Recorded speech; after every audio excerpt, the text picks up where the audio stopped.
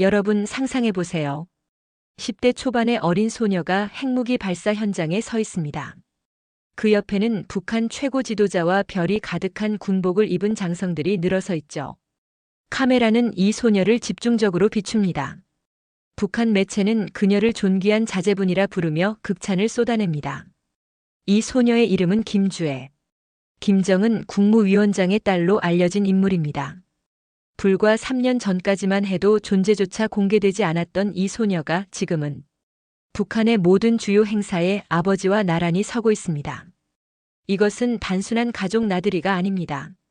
70년 넘게 이어진 북한 세습 체제의 새로운 장이 열리고 있는 것일지도 모릅니다. 북한 역사상 최초의 여성 최고 지도자 탄생을 우리가 목격하고 있는 걸까요? 오늘은 김주애라는 인물이 왜 갑자기 전면에 등장했는지, 그녀의 등장이 무엇을 의미하는지, 그리고 정말로 북한의 다음 지도자가 될 수 있는지에 대해 깊이 있게 파헤쳐 보겠습니다. 영상이 도움이 되셨다면 구독과 좋아요 부탁드립니다.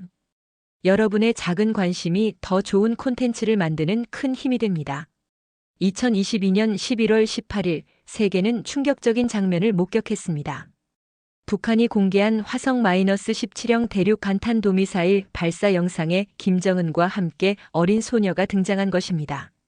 손을 맞잡고 걷고 미사일 앞에서 함께 웃으며 심지어 발사 장면을 나란히 지켜보는 모습이 공개됐죠. 당시 북한은 이 소녀가 누구인지 명확히 밝히지 않았습니다. 하지만 한국 정보당국은 곧바로 김정은의 둘째 자녀인 김주애로 추정된다고 발표했습니다. 이전까지 김정은의 자녀에 대한 정보는 철저히 베일에 쌓여 있었습니다.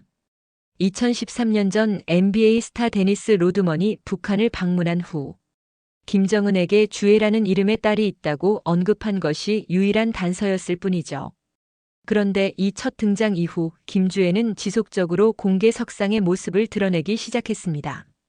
2023년 2월 건군절 기념 연회, 3월 전술핵 운용부대 훈련, 4월 신형 고체 연료 대륙 간탄도미사일 발사 현장, 7월 전승절 70주년 기념 열병식. 하나같이 북한 체제에서 가장 중요한 군사 관련 행사들이었습니다. 특히 주목할 점은 그녀가 단순히 참석하는 것을 넘어 행사의 중심에 자리한다는 것입니다. 군 고위 간부들과 동석하고 때로는 김정은보다 먼저 카메라에 잡히기도 합니다. 북한 매체의 보도 방식도 눈에 띄게 달라졌죠. 처음에는 따님 정도로 표현하던 것이 존귀하신 자제분, 경애하는 자제분으로 호칭이 격상됐습니다. 2024년 들어서도 이런 흐름은 계속됐습니다. 김주애는 신년 공연 관람, 국방과학원 시찰, 주요 기념일 행사 등에 빠짐없이 등장했습니다. 그녀가 나타날 때마다 북한 매체는 장군님을 따라 전 국민이 열렬히 환호했다는 식의 표현으로 주민들의 충성을 강조했습니다. 이것은 북한 권력 승계 역사에서 매우 익숙한 패턴입니다. 김정일이 후계자로 공식화되기 전에도 김정은이 등장하기 시작할 때도 똑같은 방식이 사용됐죠. 먼저 주요 행사에 동반 등장시키고 점차 호칭을 격상하며 매체를 통해 주민들에게 그 존재를 각인시키는 것. 김주애의 등장은 명백히 이런 의도적 노출 전략의 일환으로 보입니다. 하지만 한 가지 차이점이 있습니다. 이전 후계자들이 20대 후반에서 30대에 공개됐던 것과 달리 김주애는 아직 10대 초반에 불과하다는 것입니다. 왜 이렇게 어린 나이에 서둘러 공개하는 걸까요? 이것이 오늘 우리가 풀어야 할 핵심 질문 중 하나입니다. 북한 권력 세습을 이해하려면 백두혈통이라는 개념을 알아야 합니다. 북한은 김일성이 백두산에서 항일 무장투쟁을 벌였다는 서사를 바탕으로 김씨 일가의 혈통을 신성시해왔습니다. 이것은 단순한 가족 혈연을 넘어서는 북한 체제를 정당화하는 이념적 기반이죠. 김정일은 백두산 밀영에서 태어났다는 신화를 만들어 자신의 정통성을 강화했습니다. 실제로는 소련에서 태어났지만 북한은 공식적으로 백두산 탄생설을 주장하며 이를 신격화했죠. 김정은 역시 집권 초기부터 백두산을 자주 찾으며 백두혈통의 계승자임을 강조해왔습니다. 김주애의 등장에서도 이런 백두혈통 프레임이 강하게 작동하고 있습니다. 북한 매체는 그녀를 소개할 때마다 백두의 혈통을 이은 위대한 수령님의 증손녀라는 표현을 빼놓지 않습니다. 아직 어린 나이임에도 불구하고 혈통 그 자체가 권력의 근거가 되는 것이죠. 흥미로운 점은 김정은이 자신의 권위를 확립하는 방식과 딸을 전면에 내세우는 방식이 병행되고 있다는 것입니다. 김정은은 여전히 절대 권력자로서 모든 중요 결정을 내리고 군부를 장악하고 핵무기 개발을 진두지휘합니다. 그러면서도 동시에 김주애를 주요 행사마다 대동하며 그녀가 자연스럽게 권력의 중심에 있다는 이미지를 만들어가고 있죠. 이것은 일종의 이중 전략으로 볼 수 있습니다. 현재의 권력을 공고히 하면서도 미래의 권력 승계를 동시에 준비하는 것. 김정은 자신도 30대에 급작스럽게 권력을 승계받으며 정통성 시비에 시달렸던 경험이 있습니다. 따라서 충분한 시간을 두고 후계자를 준비시키려는 의도로 해석할 수 있습니다. 또한 북한 사회에서 가족은 단순한 사적 영역이 아닙니다. 최고 지도자의 가족은 곧 국가의 상징이며 체제의 연속성을 보여주는 장치입니다. 김주애를 공개하는 것은 김씨 일가의 통치는 앞으로도 계속될 것이라는 메시지를 내부와 외부에 동시에 전달하는 행위인 셈이죠. 북한 주민들 입장에서 보면 이런 백두혈통 서사는 매우 익숙한 것입니다. 어릴 때부터 김일성, 김정일, 김정은으로 이어지는 혈통의 위대함을 교육받아 왔으니까요. 김주애의 등장은 이런 기존 서사의 자연스러운 연장선상에 있습니다. 혈통이 곧 권력이라는 논리가 다시 한번 작동하고 있는 것이죠. 하지만 여기에는 중요한 변수가 하나 있습니다. 바로 김주애가 여성이라는 점입니다. 북한은 3대에 걸쳐 남성 지도자가 통치해왔고 유교적 가부장 문화가 여전히 강하게 남아있는 사회입니다. 백두혈통이라는 강력한 정통성에도 불구하고 성별이 실제 권력 승계의 장애물이 될 수 있을까요? 이것이 다음 단락에서 살펴볼 내용입니다. 북한에서 여성이 최고 지도자가 된 적은 한 번도 없습니다. 김일성의 부인 김정숙은 어머니 수령으로 추앙받지만 실질적 권력을 행사하지는 않았고 김정일의 여동생 김경희는 한때 권력 서열 2위까지 올랐지만 최고 지도자 후보로 거론되지는 않았습니다. 김여정, 김정은의 여동생 역시 막강한 영향력을 행사하고 있지만 어디까지나 김정은을 보좌하는 역할이죠. 북한 사회의 성별 구조를 보면 여성의 사회 참여율은 높지만 고위직으로 갈수록 여성 비율은 급격히 떨어집니다. 특히 군부와 당 고위 간부는 거의 대부분 남성입니다. 북한군은 전통적으로 남성 중심의 조직이며 무력을 기반으로 한 권력 구조에서 여성 지도자에 대한 저항이 있을 수 있다는 분석이 나오는 이유입니다. 그런데 흥미롭게도 김주애의 등장 방식은 이런 우려를 정면으로 돌파하려는 시도로 보입니다. 그녀가 주로 등장하는 곳이 어디인지 생각해 보세요. 미사일 발사 현장, 군부대 시찰, 열병식, 무기 개발 현장. 모두 군사력과 직결된 장소들입니다. 이것은 의도적인 선택입니다.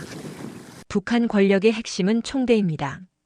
군을 장악하지 못하면 권력을 유지할 수 없죠. 김정은이 집권 초기에 가장 먼저 한 일도 군부 장악이었습니다.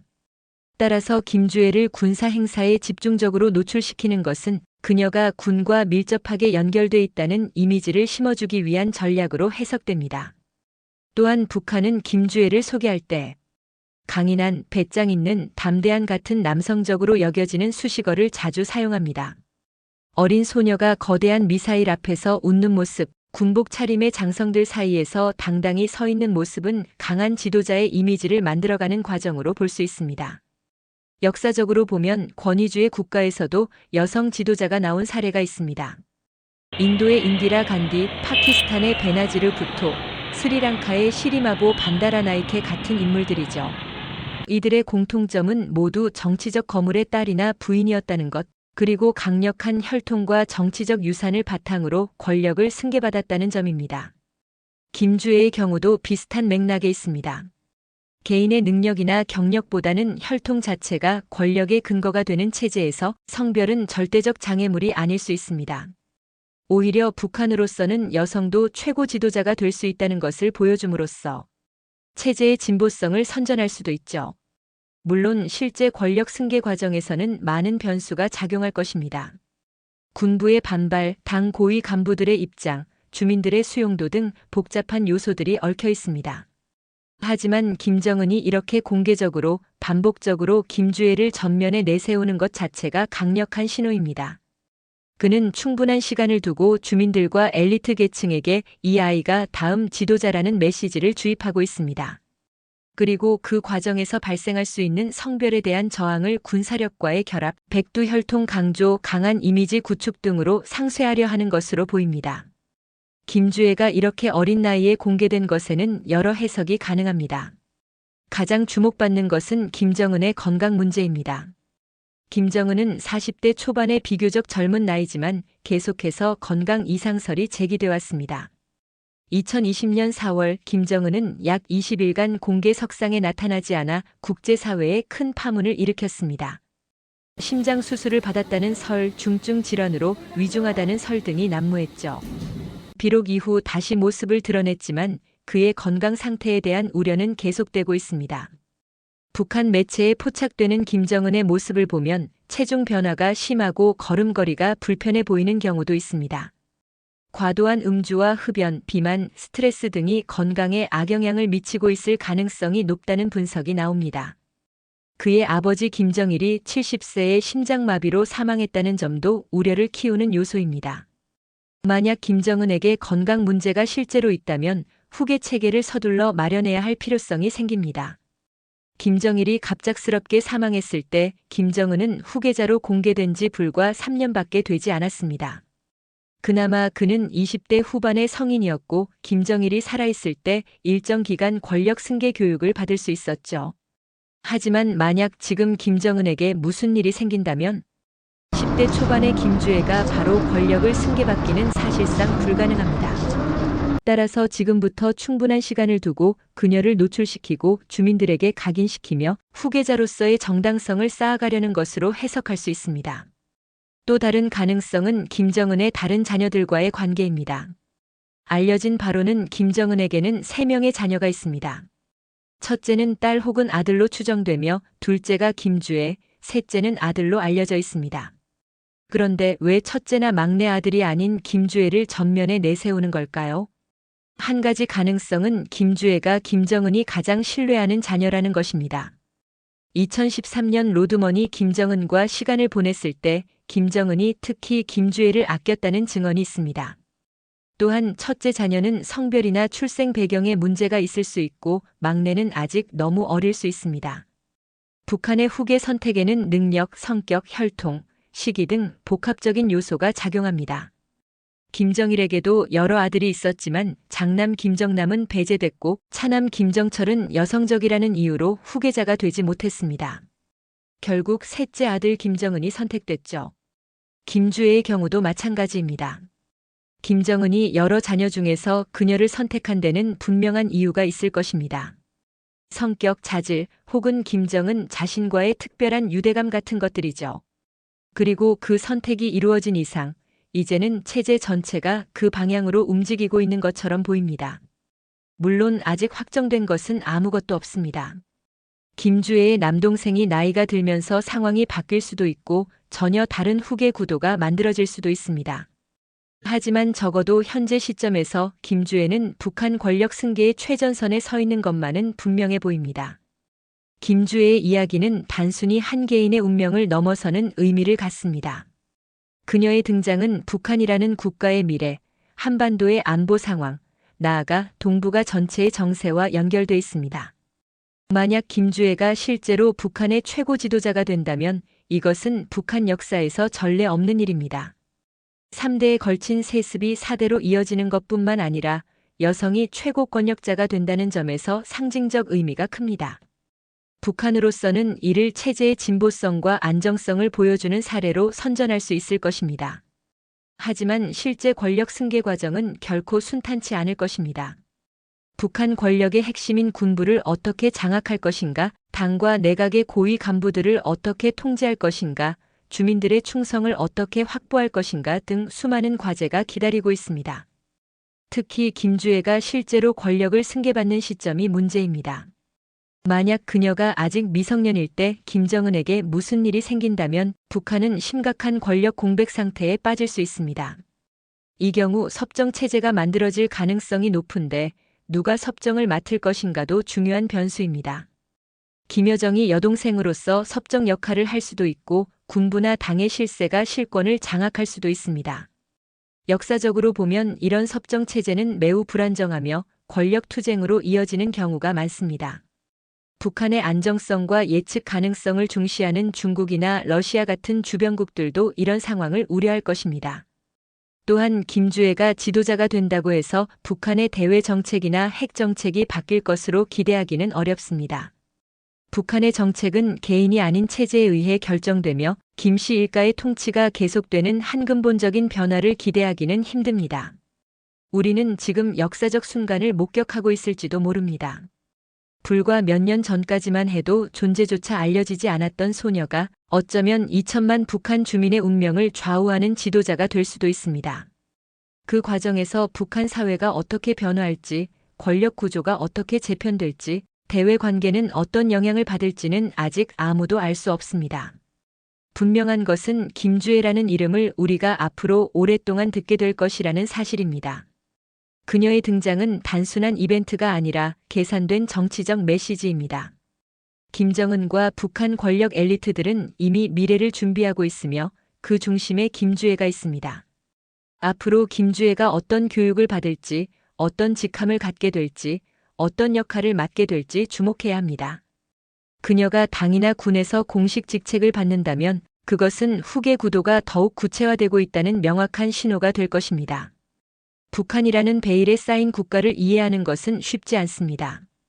하지만 김주애의 등장과 그 의미를 분석하는 것은 북한의 미래를 예측하고 한반도의 평화를 준비하는 데 중요한 단서가 됩니다.